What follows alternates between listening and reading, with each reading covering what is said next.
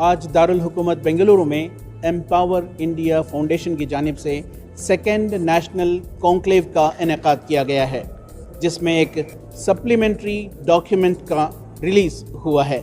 इस सिलसिले में बात करने के लिए हमारे साथ हैं एम्पावर इंडिया फाउंडेशन के ज़िम्मेदार ई अब्दुर्रहमान।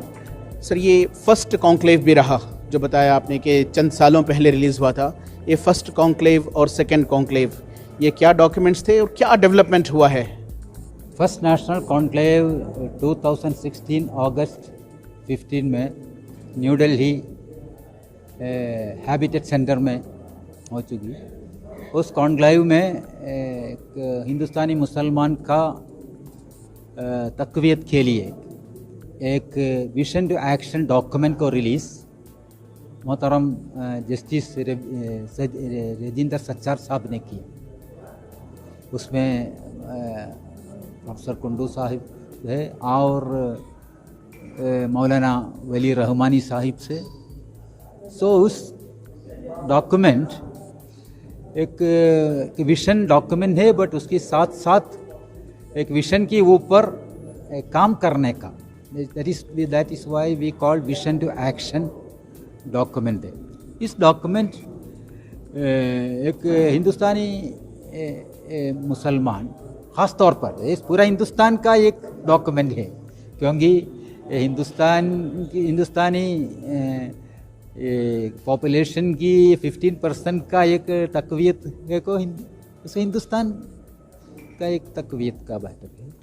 ये जो कॉन्क्लेव रहा आपका, जो 2016 से लेकर अब तक जो आपका काम रहा है, एक विजन टू एक्शन आपने जो बताया, इसमें क्या चैलेंजेस रहे और इस दौरान क्या हुकूमत से भी कोई इमदाद ली गई, कोई सपोर्ट लिया गया? Actually for every positive endeavour there will be challenges, but we feel that हमारा तजुर्बा भी है, हमारा विजन है, तो हर चैलेंजेस में अपॉर्चुनिटीज़ भी है। हर चैलेंजेस में अपॉर्चुनिटीज़ भी है। बिना चैलेंजेस एक अपॉर्चुनिटी भी आपको सामने नहीं मिलेगा। सो अलग अलग चैलेंजेस है। Number 1, lack of awareness of the community. Community का एम्पावरमेंट के लिए खुद कम्युनिटी को जानकारी होना चाहिए, कम्युनिटी से एफर्ट्स होना चाहिए, कम्युनिटी आगे बढ़ाना है। So prepare the community, that is the first challenge. Then second one, we must create an atmosphere, favorable atmosphere, socio-political atmosphere. So government का रोल भी significant है, but we are experimenting with the first phase for the last 5 years, and the message of empowerment has been carried far and wide. And अभी second phase में हम इनका implementation का एक शुरू किया है। सो एक सेकंड फेज़ में हम ज़्यादा 2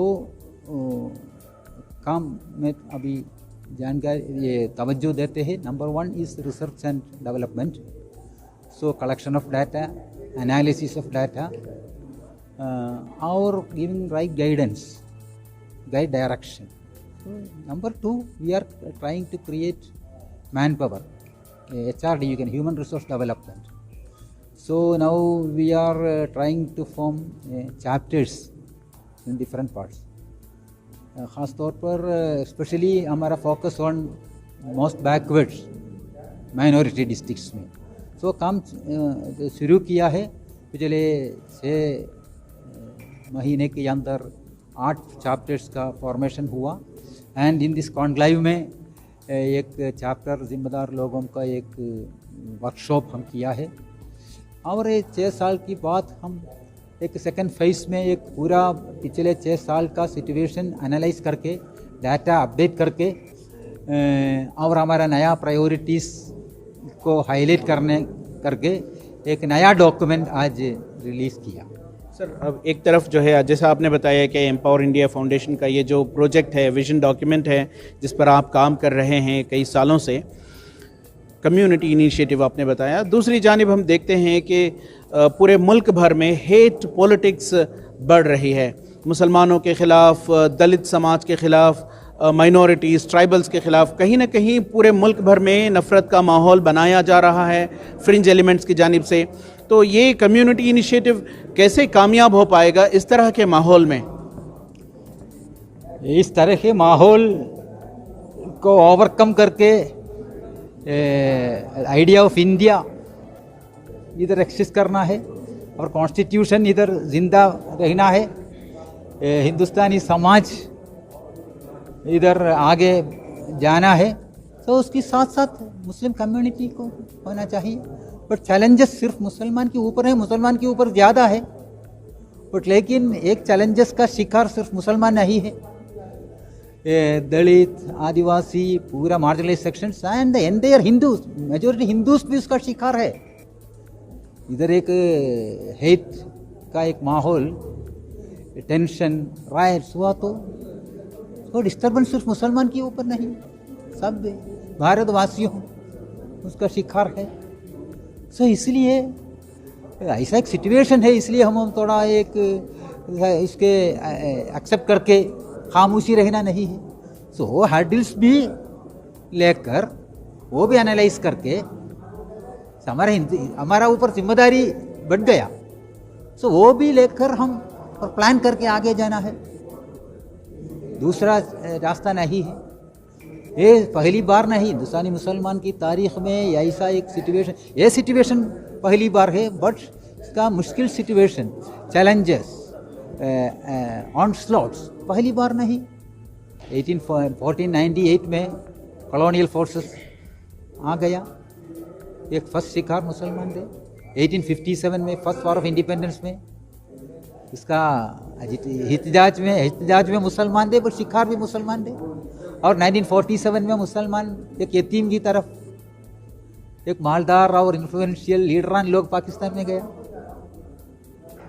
गरीबी मुसलमान लोग, आवाम। सो 75 ईयर्स के अंदर हम उसके ओवरकम करने की कोशिश किया, मैदान में कामयाबी हुआ। सो यह प्रोसेस ऑफ कंटिन्यू करेंगे, बट एज वी मुस्लिम्स इस चीज़ एक इस्लामिक विजन और इस्लामिक जिम्मेदारी वही है, बस हर लोग एक प्लान करना, दुश्मनी काम करना, और सबसे ऊपर अल्लाह सुब्हानहू व तआला की और गॉड ऑलमाइटी का एक प्लान है।